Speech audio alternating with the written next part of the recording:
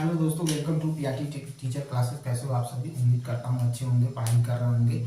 चलिए शुरू करते हैं आज का सेशन। देखिए हमारा जो आज का चैप्टर है वो ग्रेविटेशन है, ठीक है। इसके बारे में हमें मुख्यतः तो हमें इसमें सिर्फ न्यूमेरिकल के बारे में देखना है, ठीक है। लेकिन कुछ पहले आपको कुछ फार्मूले बता देता हूँ जिससे आपको क्या हो जाएंगे, ये चैप्टर पूरा तरह से क्या हो जाएगा, सिंपल हो जाएगा और आपको बातें समझ में भी आएंगी। देखिए अगर मैं बात करूँ दो पिंडों के बारे में, एक पिंड मैंने मान लिया, अगर मैं कहूँ कि एक पिंड है क्या, एक पिंड है मान लीजिए ए, ठीक है, और एक पिंड है बी है, क्या है, बी है, ठीक है। अगर हम मान लें कि इस पिंड का द्रव्यमान कितना है, कैपिटल एम है, और इस पिंड का द्रव्यमान कैपिटल स्मॉल एम है, ठीक है, और इनके बीच की दूरी को हम डी से दर्शा रहे हैं। किससे दर्शा रहे हैं? डी से दर्शा रहे हैं, ठीक है, याद रखिएगा।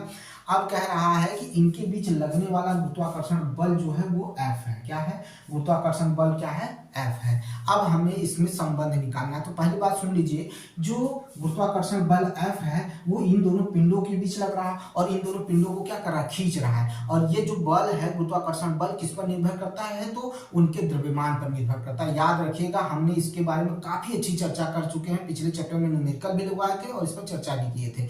तो हम बता दें कि जब किसी गुरुत्वाकर्षण बल किस पर डिपेंड करता है, तो डिपेंड करता है उनके द्रव्यमान पर। द्रव्यमान जितना अधिक होगा उसका गुरुत्वाकर्षण बल उतना ही अधिक है। दोनों पिंडों के द्रव्यमान का गुणनफल, ठीक है, या दोनों पिंडों के द्रव्यमान का जो गुणांक होगा वो जितना बढ़ेगा, गुरुत्वाकर्षण बल भी उतना बढ़ेगा, याद रखिएगा, यानी F भी बढ़ेगा, याद रखिएगा। तो जब इस कंडीशन में देखें तो हम कह सकते हैं कि F प्रोपोर्शनल क्या हो सकता है, capital M into small m, ठीक है। फिर से मैं समझा देता हूं कि दोनों पिंडों का गुणांक, दोनों पिंडों का मल्टीप्लिकेशन, ठीक है, दोनों पिंडों का गुणात्मक योग, ठीक है, गुणात्मक, ठीक है, वैल्यू जो होगी वो F के क्या हो जाएगी, प्रोपोर्शनल हो जाएगी, F के समानुपाती हो जाएगी। यानी अगर इन दोनों पिंडों का द्रव्यमान बढ़ेगा तो इनके बीच लगने वाला गुरुत्वाकर्षण बल भी बढ़ेगा, याद रखिएगा। अब अगर हम बात करें F प्रोपोर्शनल, ठीक है, क्या हो जाएगा, d/1/d²। जानते हैं क्या इसका मतलब है, कि अगर गुरुत्वाकर्षण बल बढ़ेगा तो जो d होगी यानी बीच की दूरी होगी वो क्या करेगी, वो घटेगी, ठीक है, दूरी क्या होगी, घटेगी। अगर दूरी बढ़ेगी तो गुरुत्वाकर्षण बल घटेगा, ठीक है, गुरुत्वाकर्षण बल घटेगा। फिर से सुनिएगा, मैं फिर से आपको चर्चा कर देता हूँ। बहुत लोगों को ये फार्मूला क्लियर नहीं हो पाता, वो बार बार परेशान रहते हैं, पूछते रहते हैं। तो इसमें कुछ नहीं, आज इसका पूरा द एंड कर देना है हम लोगों को। देखिए फिर से सुनिएगा, अगर इन दोनों का द्रव्यमान, समझिएगा पहले, इन दोनों का द्रव्यमान बढ़ेगा, इन दोनों का द्रव्यमान बढ़ेगा तो हमारा गुरुत्वाकर्षण बल भी बढ़ेगा। अगर गुरुत्वाकर्षण बल बढ़ेगा तो द्रव्यमान बढ़ा हुआ है, इस वजह से गुरुत्वाकर्षण बल बढ़ रहा है। और अगर गुरुत्वाकर्षण बल बढ़ रहा है तो बीच की दूरी घटने लगेगी। वो भी याद रखिएगा, जो डी है कहीं ना कहीं डायरेक्ट इनडायरेक्ट उनके क्या द्रव्यमान पर निर्भर कर रही है। भाई अगर हमारे दो पिंडों का द्रव्यमान बढ़ेगा तो गुरुत्वाकर्षण बल बढ़ेगा, तो वो दोनों आपस में खींचे चले आएंगे और उनके बीच की जो दूरी वो घटने लगेगी। तो ये संबंध निकल कर आपके सामने आता है। तो जब हम इसको करेंगे तो भैया इसको यही तो लिख सकते हैं, F proportional capital M into small m/d²। लिख सकते हैं, लिख सकते हैं कि नहीं लिख सकते? तो जब ये लिख सकते हैं तो हम ये भी तो लिख सकते हैं। अब ये क्या है, जो हमारा क्या है, ये अनुपातिक स्थिरांक है, ठीक है, और इसको क्या लिखेंगे, capital G m into m/d²। ये आपका फार्मूला निकल के आ गया, दो पिंडों के बीच का गुरुत्वाकर्षण बल। इसका मात्रक न्यूटन होगा, आपको भी पता है। तो इसको जरा देख लीजिए, फिर आगे चलते हैं, ठीक है, देख लीजिए। चलिए सुनिए, अगला देखिएगा,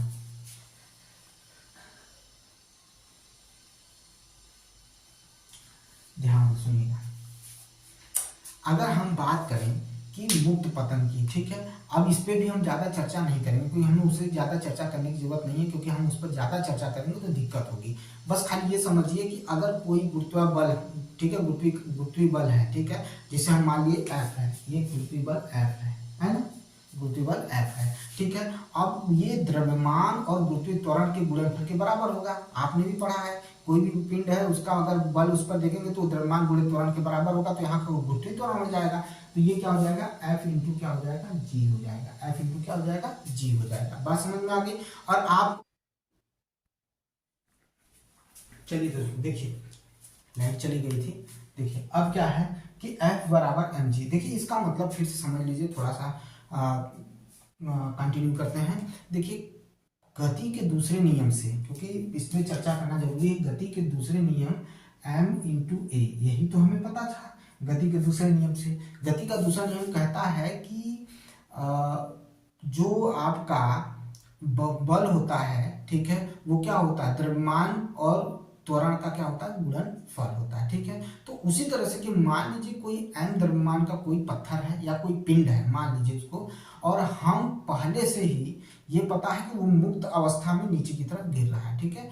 अब क्या हो रहा है, तो अब उस पर गुरुत्वीय बल के कारण उस पर त्वरण लगेगा, ठीक है, और वो त्वरण जो होगा वो उसको मान लीजिए क्या है, जी है, जो हम लोग इस तरह से मानते थे उसको क्या मानिए, जी है, क्या है, जी है। तो गुरुत्वीय बल के कारण, ठीक है, तो अब गुरुत्वीय बल के कारण वो क्या हो जाएगा, m इंटू जी हो जाएगा, m इंटू जी हो जाएगा। तो वो फोर्स और जो हमने निकाला था F बराबर G into capital M into small m upon R square D square, हम क्या करेंगे, ये दोनों जो बल होंगे गुरुत्वाकर्षण बल दोनों बराबर कर देते हैं। तो जब हम इन दोनों को बराबर करेंगे तो हमें कहीं ना कहीं देखने को ये मिलेगा, ठीक है। ये हम कह सकते हैं कि m इंटू जी बराबर कैपिटल जी, ठीक है, capital M into small m अपान क्या हो जाएगा, डी स्क्वायर हो जाएगा। ये आपको देखने को मिलेगा, ये आपको देखने को मिलेगा।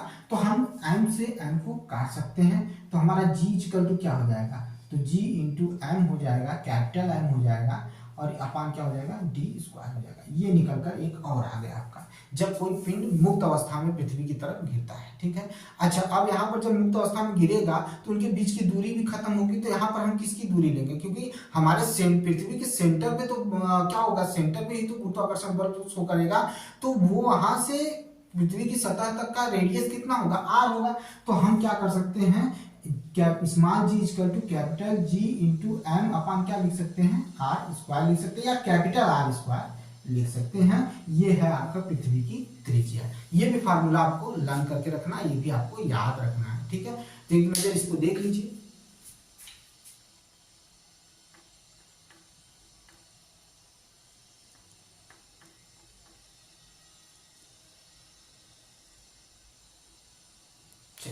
अब ये हो गया आपके सामने। देखिए, अब देखिएगा, गति के 3 नियम आपसे हमने चर्चा कर रखा है, उस तीनों नियम का यूज होगा यहाँ पर, ठीक है। जैसे हमने बताया था कि v बराबर यू प्लस ए टी बताया था, फिर आपको बताया था s बराबर क्या होता है आपका U T plus half A T square होता है, फिर v स्क्वायर बराबर यू स्क्वायर प्लस 2as होता है। तो ये तीनों को भी याद रखिएगा, इनकी जरूरत पड़ेगी, ठीक है। अब हम देखते हैं कुछ चीजें और हैं, देख लेते हैं। जैसे हमने मान लिया कि कोई भी, जैसे कोई पिंड है, या कहा जाए कि पृथ्वी पर प्रत्येक वस्तु को एक निश्चित बल द्वारा क्या किया जाता है, आकर्षित करती है या आकर्षित कर लेती है।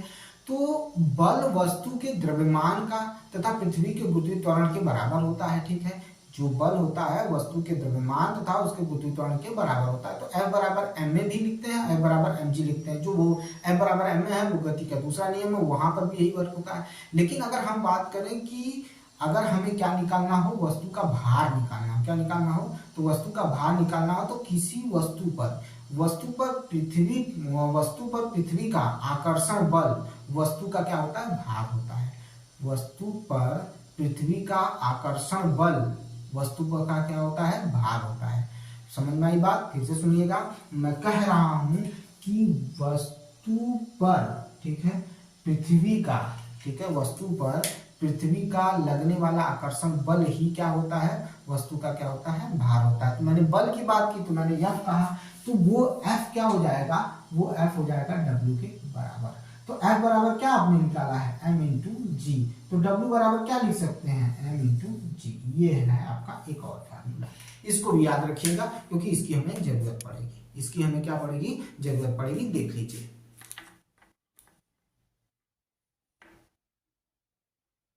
ठीक है। अब देखिए एक और रह गया है आपका। देखिए अब आपका रह गया है, आप ये चीज और जानते रहिए क्योंकि उसकी भी जरूरत आपको पड़ेगी। प्रणोद आप सुने होंगे।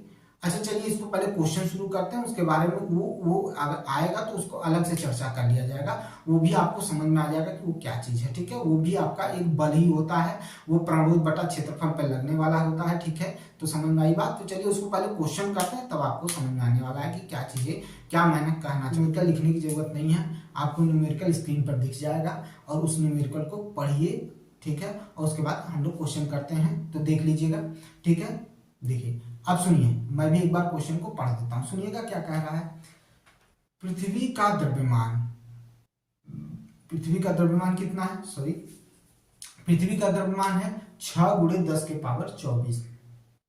ठीक है, कह रहा है कि पृथ्वी का द्रव्यमान 6 गुणे 10 के पावर 24 है तथा चंद्रमा का द्रव्यमान 7.4 गुणे 10 के पावर 22 केजी है। यदि पृथ्वी और चंद्रमा के बीच की दूरी, ठीक है, 3.84 गुणे 10 के पावर 5 किलोमीटर है तथा पृथ्वी द्वारा चंद्रमा पर लगाए गए बल की क्या करिए, गणना करिए। ठीक है, पृथ्वी द्वारा चंद्रमा पर लगाए गए बल की गणना करिए।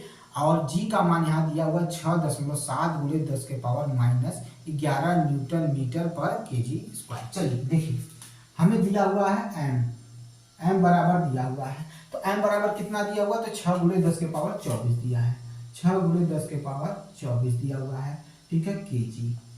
स्मॉल एम इक्वल टू क्या दिया हुआ है, तो स्मॉल एम दिया हुआ है 7.4 गुणे 10 के पावर 22, 7.4 गुणे 10 के पावर 22, 7.4 गुणे 10 के पावर 22 केजी दिया हुआ है।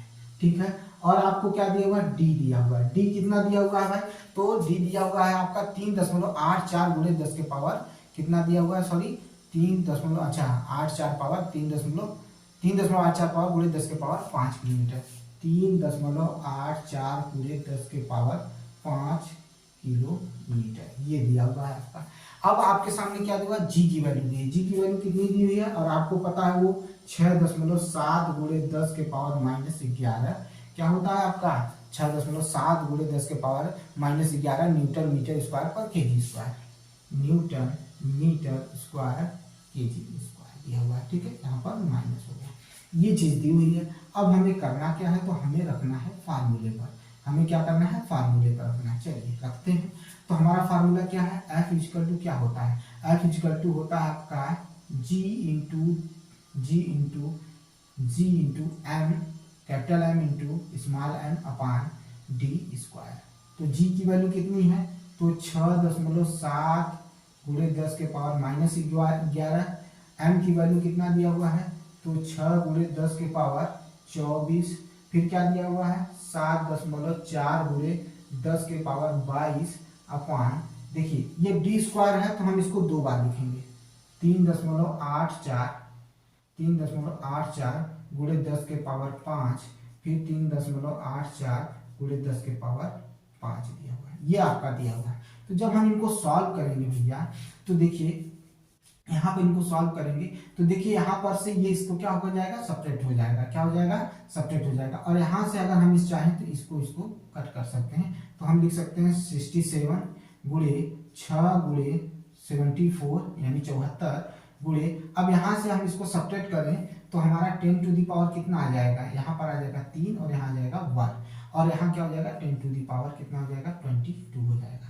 अब यहाँ पर देखिए ये चीजें आपको देख कर लगेगा कि यहाँ पर 3.84 इंटू क्या हो जाएगा, एक तो कट गया था, 3.84 इंटू 10 टू दी पावर क्या हो जाएगा आपका 10 हो जाएगा, 10 टू दी पावर 10 हो जाएगा। अगर हम इसको भी ऊपर ले लेते हैं तो हमारे पास क्या बचेगा, तो यहाँ बचेगा 6 into 74 into 10 to the power, ठीक है। यहाँ पर जब इसको ऊपर लेंगे तो यहाँ से जब ये ऊपर जाएगा 10 टू दी पावर ऊपर जाएगा तो माइनस हो जाएगा, तो यहाँ क्या बचेगा 3 बचेगा और यहाँ बचेगा 22, ठीक है, 10 टू दी पावर 22 बचेगा, ठीक है, 22 बचेगा, और यहाँ बचेगा 384 इंटू 384 बचेगा, ठीक है, ये बचेंगे आपके। और जब हम इसको सॉल्व करेंगे, जब इनको पूरी तरह से टोटल सॉल्व करेंगे तो आपकी वैल्यू जो निकल कर आएगी वो निकल के आएगी 2.02 इंटू 10 टू दी पावर क्या हो जाएगा, 10 टू दी पावर लगभग 20 न्यूटन हो जाएगा। ये रहा आपका क्वेश्चन का आंसर, ये है एफ के बराबर, ये है आपका एफ के बराबर, ये आपका आंसर है, ठीक है। तो देख लीजिए इस क्वेश्चन को, आपको इसी तरह से ये करना है, ठीक है। चलिए चलते हैं नेक्स्ट क्वेश्चन पे।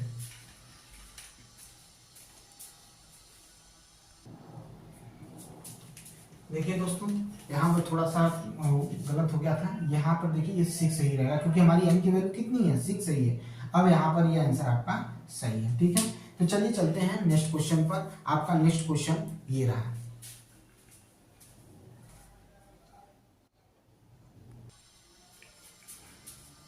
देखिए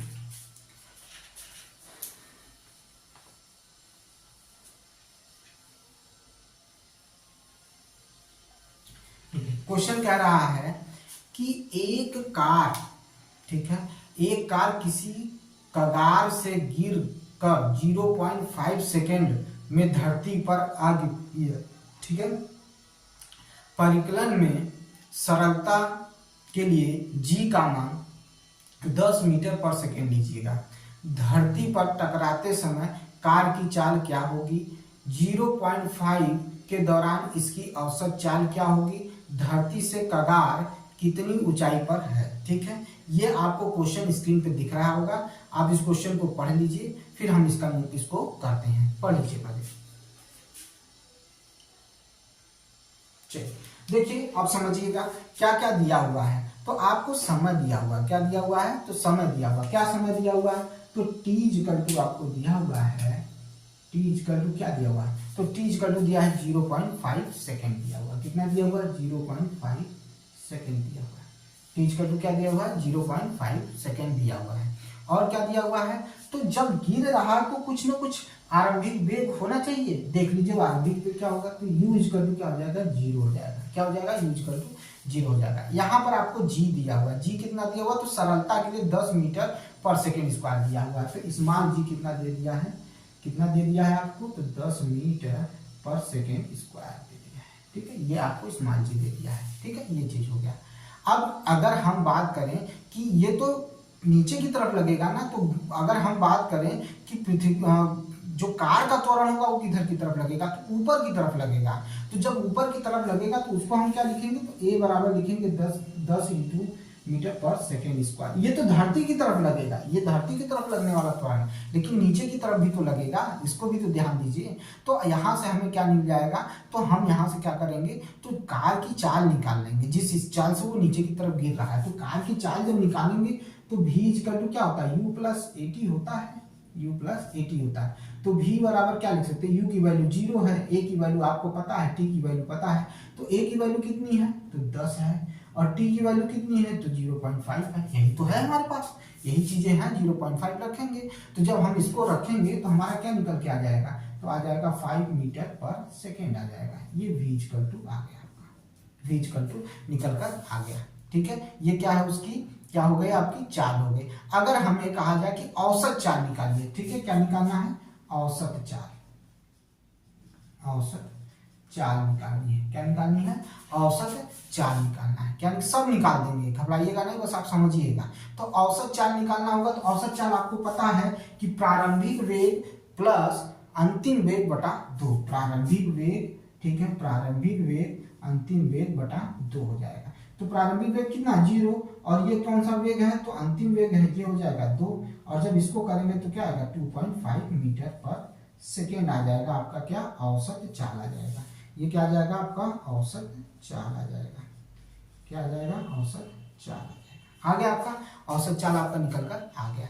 अब कह रहा है कि अब ये तो सारी चीजें निकल गई, ठीक है। तो अब कह रहा है कि तय की गई दूरी कितनी होगी, तय की गई दूरी कितनी होगी। तो हमें पता है कि हमारा एक नियम है, ठीक है, इसको आप देख लीजिएगा। एक नियम आपका क्या है, तो s बराबर क्या होता है, s बराबर होता है गति के समीकरण अथवा फार्मूले के अनुसार s बराबर होता है ut plus half at square होता है। तो ut जो हो गया, अगर हम ut की बात करें तो ut तो हो जाएगा 0, हाफ at ये हो जाएगा 10, और t की वैल्यू कितना है, 0.5 का होल स्क्वायर। यहाँ से तो दूरी निकाल सकते हैं हम आराम से, कोई दिक्कत नहीं होनी चाहिए। तो हम जब इसको करेंगे तो आ जाएगा 5 इंटू क्या हो जाएगा, 0.5 इंटू 0.5 निकल कर आ जाएगा। ये चीजें हो जानी चाहिए। तो जब हम इनको सॉल्व करेंगे तो देखिए ये कितना हो जाएगा, तो ये 5 हो जाएगा, और ये कितना हो जाएगा, 0.25 हो जाएगा, हो जाएगा। तो जब हम इसको करेंगे तो यहाँ पर आएगा 125, यानी 2 पॉइंट पर लग जाएगा। तो ये आपका क्या निकल के आ गया, दूरी निकल कर आ गई। किसमें निकल कर आ गई, तो मीटर में आ गई आपकी दूरी। इतनी दूरी है, क्या है, इतनी दूरी है, ठीक है। अब देखिए यहाँ पर क्या क्या हमें निकालना था, तो धरती पर टकराने समय इसकी चाल कितनी हो जाएगी, तो धरती पर टकराते समय इसकी चाल 5 मीटर पर सेकेंड हो जाएगी, और इसके मतलब 0.5 सेकेंड के दौरान औसत चाल कितना होगा, तो औसत चाल आपको मैंने अभी बता दिया था, यहाँ पर अभी आपने निकाला था औसत चाल, ठीक है हम लोग, हाँ औसत चाल हम लोग निकाले थे। और उसके बाद क्या हो जाएगा, आपका दूरी कितना हो जाएगा, तो 1.25 हो जाएगा, कितना हो जाएगा 1.25 हो जाएगा, ठीक है समझ में आई बात। चलिए आगे चलते हैं, औसत चाल हो गया आपका। चलिए आगे चलते हैं।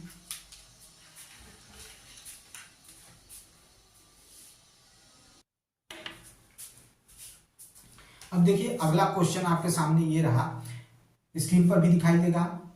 एक वस्तु की ऊर्ध्वाधर दिशा में, ठीक है, ऊपर की ओर फेंका जाता है, मतलब एक वस्तु को ऊर्ध्वाधर दिशा में ऊपर की ओर फेंका जाता है, और यह 10 मीटर की ऊंचाई तक पहुंचता है, ठीक है 10 मीटर की ऊंचाई तक पहुंचती है, ठीक है। और परिकलन कीजिए कि वस्तु कितने वेग से ऊपर की ओर फेंकी गई है, यानी हमें वो वेलोसिटी निकालनी है कि कितने वेग से ऊपर की ओर फेंकी गई है, ठीक है ये हो गया। फिर वस्तु द्वारा उच्चतम बिंदु तक पहुंचने में लिया गया समय, हमें टी भी निकालना है, क्या निकालना है, टी भी निकालना है, ठीक है बात समझ में आ गई। तो 10 मीटर की ऊंचाई तक पहुंचती है, यानी हमें यश मिल गया, क्या मिल गया, यश मिल गया। और जब यश 10 मीटर, तो अंतिम वेग क्या हो जाएगा, वहां पहुंचकर क्या हो जाएगा, शून्य हो जाएगा, जीरो हो जाएगा, v जीरो हो जाएगा। तो हमें यू निकालना है, किस वेग से फेंका गया था। अब गुरुत्व त्वरण आपको 9.8 मीटर पर सेकेंड दिया है, ठीक है। तो चलिए करते हैं, आइए देखते हैं। तो अगर हम बात करें तो s दिया हुआ है, s कितना दिया हुआ है, तो s दिया हुआ है 10 मीटर, कितना दिया हुआ है 10 मीटर दिया हुआ है, ठीक है। और हमें क्या दिया हुआ है, v इक्वल टू 0 दिया हुआ है, और हमें क्या दिया हुआ है, तो g इक्वल टू दिया है 9.8 मीटर पर सेकेंड दिया हुआ है, ठीक है। ये दिया हुआ आपका g दिया हुआ है 9.8 मीटर पर सेकेंड। अब हम यहाँ पर क्या, तो अगर ये, अब आपको मैं बता दूं कि वस्तु जब गुरुत्वीय त्वरण जब ऊपर की तरफ लग रहा है, तो वस्तु का त्वरण क्या होगा, तो वस्तु का त्वरण तुरंत नेगेटिव हो जाएगा, वस्तु का त्वरण क्या हो जाएगा, तुरंत नेगेटिव हो जाएगा। तो a इक्वल टू क्या हो जाएगा, -9.8 मीटर पर सेकेंड हो जाएगा। इसकी वैल्यू याद रखिएगा, जैसी रहेगी उससे संबंधित वस्तु का त्वरण उसका निगेटिव हो जाएगा, याद रखिएगा, या उसका उल्टा हो जाएगा। ये सब चीजें याद रखा करिए, ये सब जरूरी है, ठीक है। तो चलिए अब हम निकालते हैं कि वस्तु किस वेग से ऊपर की तरफ फेंकी गई थी, ठीक है, किस वेग से ऊपर की तरफ फेंकी गई थी, ये हमें निकालना है। तो हमें पता है कि पहला ही फार्मूला है v equal to U plus A T. क्या ये फार्मूला लगेगा, नहीं लगेगा, क्योंकि हमें टी चाहिए, तो यहाँ पर ये फार्मूला नहीं। तो s बराबर क्या होता है, U T plus half A T square, ये फार्मूला लग जाएगा, ये फार्मूला हम यूज कर सकते हैं। तो हम इस फार्मूले को नहीं लगाएंगे, लगाएंगे s बराबर U T plus half A T square लगाएंगे।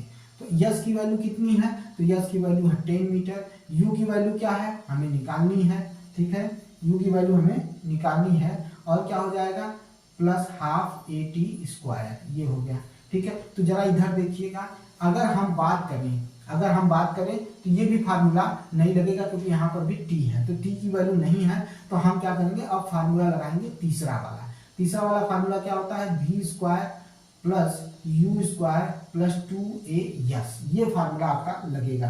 तो हम क्या कर सकते हैं, ये तो हो गया शून्य, ये हो गया यू स्क्वायर, 2a की वैल्यू कितनी है, तो 9.8 है, यस की वैल्यू कितनी है, तो 10 है, ठीक है, यस की वैल्यू कितनी है, 10 है। तो जब हम ये करेंगे तो v स्क्वायर, अच्छा अब देख लीजिए यहाँ पर s की वैल्यू, a की वैल्यू क्या हो जाएगी, a की वैल्यू माइनस में रखेंगे, किस में रखेंगे, माइनस में रखेंगे।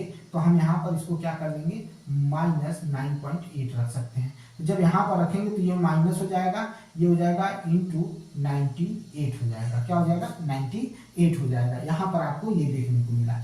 अब देखिए, अब यहाँ पर हो गया, तो अब हम क्या कर सकते हैं, v स्क्वायर को इधर लेंगे तो माइनस v स्क्वायर, और यहाँ -2, फिर इसको क्या लिख सकते हैं, 2 लिख सकते हैं। और जब इसमें से 2 निकाल लेंगे इसमें से, तो आपको क्या लिख सकते हैं, 49 होगा, तो 7 इंटू 7 हो जाएगा। यहाँ से ये चीजें हो गई, तो माइनस से माइनस कट गया, और यहाँ पर क्या बनेगा, v square equal to 2 into 7 का होल स्क्वायर होगा। अब ये कट गया, तो v इक्वल टू कितना आ जाएगा, 14 मीटर पर सेकेंड। ये आपका क्या निकल कर आ गया, इसकी स्पीड निकल कर आ गई, इसकी स्पीड निकल कर आ गई। पहले ये देख लीजिए,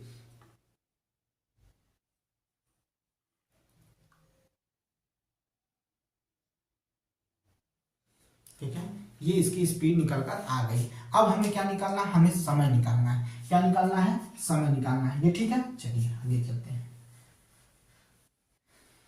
देखिए क्या हो जाएगा, आप समझिएगा। क्या हमें निकालना है, तो टाइम निकालना है। तो पहला ही फार्मूला देख लीजिए, v इक्वल टू क्या हो जाएगा, u प्लस AT हो जाएगा। तो v इक्वल टू क्या है, 0 है। u की वैल्यू कितनी है, तो 14 है। a की वैल्यू कितनी है, हम कितनी रखेंगे, a की वैल्यू कितनी रखेंगे बताइए। a की वैल्यू हमने अभी आपको बताया कितना रखना है, बताइए। तो हम a की वैल्यू रख सकते हैं यहाँ पर, अगर हमें मिले तो हम a की वैल्यू रख सकते हैं 9.8 लिख सकते हैं। क्या लिख सकते हैं, 9.8 लिख सकते हैं a की वैल्यू, 9.8 लिख सकते हैं a की वैल्यू को, ठीक है। अगर हमें देखा जाए तो वही चीज यहाँ पर लगेगा माइनस, और यहाँ t की वैल्यू हमें क्या करनी है, निकालनी है। तो t की वैल्यू निकालते तो 14 को इधर लाएंगे तो ये हो जाएगा -14, ये हो जाएगा 9.8 हो जाएगा, और यहाँ हो जाएगा t। हो जाएगा कि नहीं हो जाएगा, पहले देख लीजिए। फिर आप क्या कर सकते हैं, तो t equal to minus minus हो गया, तो इसे लिख सकते हैं 14 अपान 9.8 लिख सकते हैं। तो 10 का मल्टीप्लाई करेंगे तो 140 अपान क्या हो जाएगा, 98 हो जाएगा। 140 अपान 98 हो जाएगा। अब जब इसको हम काटेंगे तो हमारा क्या आएगा, 1.43 क्या हो जाएगा, सेकेंड हो जाएगा। ये रहा आपका आंसर, 1.43 सेकेंड हो जाएगा। इसको कर लीजिए।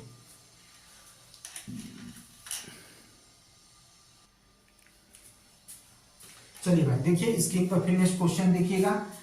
देखिए अब ये क्वेश्चन जो है बहुत ही सिंपल और स्मॉल क्वेश्चन है, छोटा क्वेश्चन है, लेकिन लोग इसमें क्या हो जाते हैं, फंस जाते हैं, ठीक है।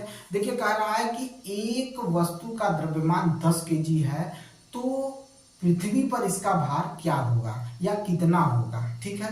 एक वस्तु का भार यानी वस्तु, मान लीजिए कोई वस्तु है जिसको हम स्मॉल m से शो कर रहे हैं, इसका भार कितना है, 10 kg है। तो अगर हम इसे पृथ्वी पर रखें तो इसका भार क्या होगा, ठीक है। लोग इसमें कंफ्यूज होते हैं कि क्या करें, तो इसमें सिंपल सी बात, मैंने भार के बारे में बताया था आपको कि भार W बराबर क्या होता है, तो W बराबर होता है m इंटू जी होता है। क्या होता है, W बराबर m इंटू जी होता है। तो जहां पर m क्या है, ये 10 kg है, g की वैल्यू क्या रखेंगे, तो आपको भी पता है 9.8 रखेंगे, ठीक है, 9.8 रखेंगे, और इसको करेंगे तो क्या आएगा, 98 kg आ जाएगा। क्या हो जाएगा, 98 kg।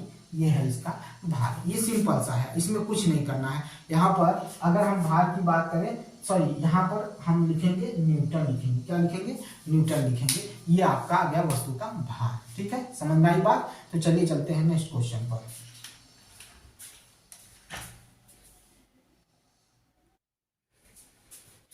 चलिए देखिए अब क्वेश्चन क्या है। क्वेश्चन है कि एक लकड़ी का गुटका मेज पर रखा है। लकड़ी का गुटका कहाँ रखा हुआ है, मेज पर रखा हुआ है। लकड़ी के गुटके का द्रव्यमान 5 kg है। लकड़ी के गुटके का द्रव्यमान क्या है, 5 kg है, ठीक है। अब क्या है, कह रहा है कि इसकी बीमाएं 40 सेंटीमीटर गुणे 20 सेंटीमीटर गुणे 10 सेंटीमीटर है। लकड़ी के गुटके द्वारा मेज पर लगने वाला दाब ज्ञात कीजिए। और क्या कह रहा है, तो इनकी बीमाएं, किसकी, तो मेज की बीमाएं जो हैं वो आपके वो भी दी हुई है, ठीक है। तो चलिए करते हैं इसके क्वेश्चन को, ठीक है। तो चलिए आइए देखते हैं। आपको देखिए क्वेश्चन स्क्रीन पे मिल जाएगा, आपको क्वेश्चन के लिए टेंशन नहीं लेना है, ठीक है, ठीक है। तो चलिए देखते हैं। कह रहा है कि लकड़ी के गुटके का, ठीक है, द्रव्यमान कितना है, 5 kg। हम इसे स्मॉल m से दिखा देते हैं। चलिए ये हो गया 5 kg हो गया। क्या होता है, 5 kg हो गया, ठीक है। इसकी बीमाएं क्या है, तो इसकी बीमाएं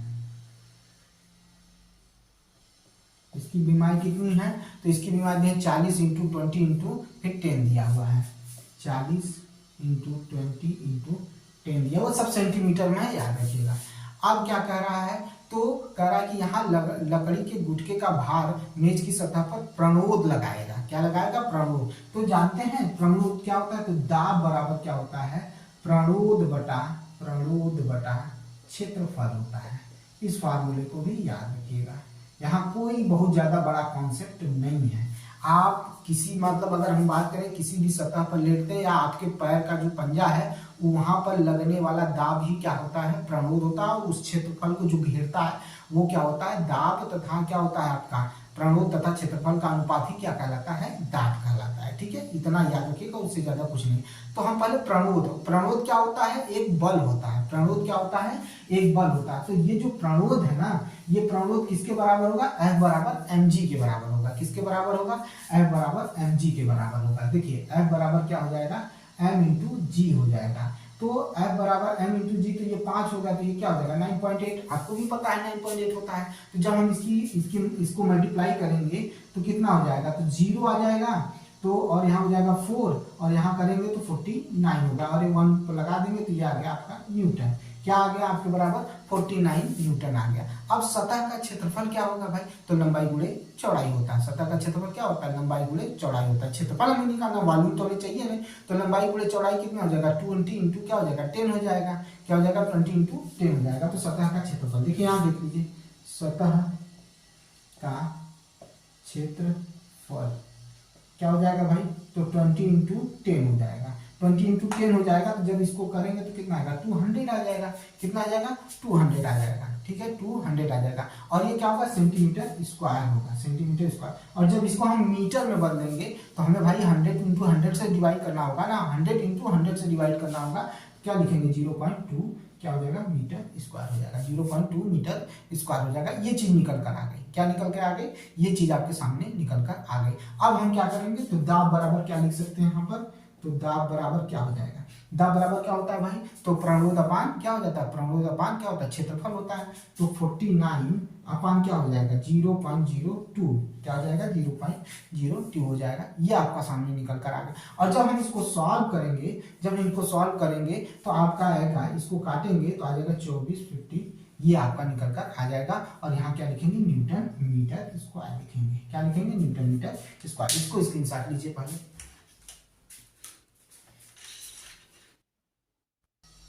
चलिए अब देखिए यहाँ पर हमने कौन सी सतह ली थी, दो सतह ली थी। देखिए एक तो हो गया आपकी ये एक सतह यह हो गई, अब दूसरी सतह देख लीजिए। देखिए अब देखिए ये हो गया, तो आपका ये तो वही रहेगा, लेकिन अब दूसरी सतह ले रहे हैं हम, कह रहे हैं कि मेज की दूसरी सतह, मेज की सतह कौन सा, तो 40 इंटू 20 वाली, ये वाली सतह लीजिए। तो जब ये सतह लेंगे तो ये कितना होगा 800 होगा, और ये भी क्या होगा सेंटीमीटर स्क्वायर में होगा। जब इसको मीटर में बदलेंगे तो 0.08 मीटर स्क्वायर होगा। ये निकल कर आएगा कि नहीं आएगा। तो जब ये निकल कर आएगा तो हम यहाँ पर क्या लिख सकते हैं, तो यहाँ पर हम लिख सकते हैं दाब बराबर वही चीज प्रणोद ही, प्रणोद बटा क्षेत्रफल हो जाएगा। क्या हो जाएगा 49 अपान 0.08 क्या हो जाएगा, आपको ये सॉल्व करेंगे ये हमारा निकल कर आएगा। और जब इसको सॉल्व करेंगे तो आएगा आपका 0.5 क्या हो जाएगा न्यूटन मीटर हो जाएगा स्क्वायर। इसको कर लीजिएगा, ठीक है, ये चीज आपका निकल कर आएगी, ठीक है। ये हो गया आपके दोनों सतह का क्या प्रणोद, ठीक है। ये दोनों सतह का क्या निकल कर आ गया, दाब निकाल कर आ गया, जो प्रणोद के जरिए लगाया गया था, यानी बल के जरिए लगाया गया था। चलिए चलते हैं नेक्स्ट क्वेश्चन पर।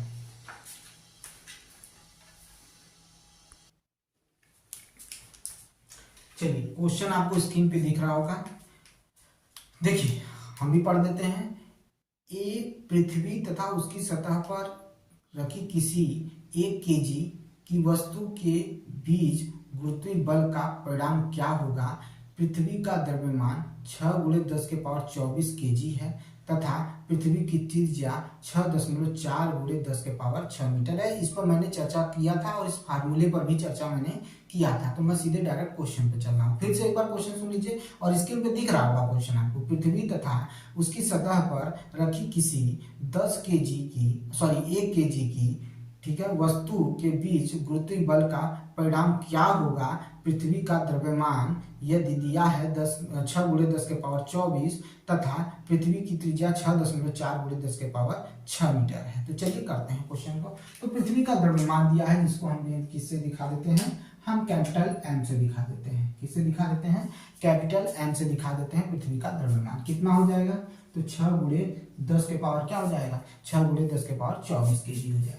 क्या हो जाएगा 24 केजी हो जाएगा। ये आपका पृथ्वी का द्रव्यमान निकल कर गया। पृथ्वी की त्रिज्या कितनी है, तो पृथ्वी की त्रिज्या अगर हम दिखाएं तो कैपिटल आर से दिखाएंगे तो कितना बताता है 6.4 × 10⁻6 है। 6.4 × 10⁻4 क्या हो जाएगा मीटर है, ठीक है, क्या है मीटर है, ठीक है। ये चीज निकल कर आ गई। अब वस्तु का द्रव्यमान कितना दिया है, स्मॉल एम भी दिया हुआ है, तो स्मॉल एम दिया हुआ है एक, कितना दिया हुआ है 1 केजी दिया हुआ है। कितना दिया है 1 केजी दिया हुआ पृथ्वी का अथवा वस्तु का द्रव्यमान। फार्मूला क्या होता है सार्वत्रिक नियतांक का, तो आपको भी पता है कि जी बराबर हम क्या रख सकते हैं, तो रख सकते हैं 6.67 गुणे 10 के पावर -11। देखिए ये चीज कह रहा है कि आप ये रख सकते हैं कैपिटल जी इक्वल टू 6.67 गुणे 10 के पावर -11, ठीक है, न्यूटन मीटर स्क्वायर पर केजी स्क्वायर हो जाएगा, ठीक है, न्यूटन मीटर स्क्वायर पर केजी स्क्वायर हो जाएगा। ये चीज आपका निकल कर आ गया। ये चीजें आपको दी हुई, तो अब हम रखेंगे फार्मूले में F बराबर क्या हो जाएगा, तो हो जाएगा G M into small M upon R square हो जाएगा। क्या हो जाएगा, आर स्क्वायर हो जाएगा, ठीक है, ये निकल कर आ गए। तो अब हमें वैल्यू रख देना है। F बराबर क्या रखेंगे, तो 6.7 गुणे 10 के पावर क्या हो जाएगा आपका -11। एम की वैल्यू कितना दी हुआ है, तो 6 गुणे 10 के पावर 24, और ये कितना दिया हुआ है, तो 1 दिया हुआ है, और आपका दिया हुआ है डी आर कितना दिया हुआ है, तो दिया है 6.4 गुणे 10 के पावर 4 गुणे 6.4 गुणे 10 के पावर 4 दिया हुआ है, ठीक है, ये आपके सामने दिया हुआ है। अब हम इसको क्या कर लेंगे, सॉल्व कर लेंगे। जब हम इसको सॉल्व करेंगे तो आपके सामने क्या निकल कर आएगा वो देख लीजिए। देखिए हम इसको कर सकते हैं 6.67 गुणे, अब इसमें से इसको सब्ट्रैक्ट करें तो हम क्या लिख सकते हैं, तो यहाँ पर 6 हो जाएगा, और यहाँ आएगा आपका 13, क्या आ जाएगा, 13 आ जाएगा, और ये नीचे से ऊपर जाएगा तो क्या हो जाएगा 10 के पावर -8 हो जाएगा, और ये क्या है 6.4 गुणे 6.4, और जब इसको आगे की तरफ सॉल्व करेंगे तो 6.67 गुणे 6 गुणे 10 के पावर, जब 13 में से ये जाएगा तो कितना आ जाएगा आपका 5 आ जाएगा। जब आपका 5 आ जाएगा 6.4 गुणे 6.4, और ये सॉल्व करेंगे तो कितनी इसकी वैल्यू आएगी, बताइए इसकी वैल्यू कितनी आएगी। तो जब इसको हम लोग काटेंगे तो काट कर पूरा कितना आ जाएगा 9.8 न्यूटन आ जाएगा। ये आपका आंसर है। ऐसे ये क्वेश्चन है। देखिए दोस्तों, जितने क्वेश्चन मैंने कराए हैं, मुझे सिर्फ आपको मेथड बताना था, फार्मूला बताना था, प्रैक्टिस कराना था। अब कल नेक्स्ट फिर मैं क्वेश्चन लेके आऊँगा।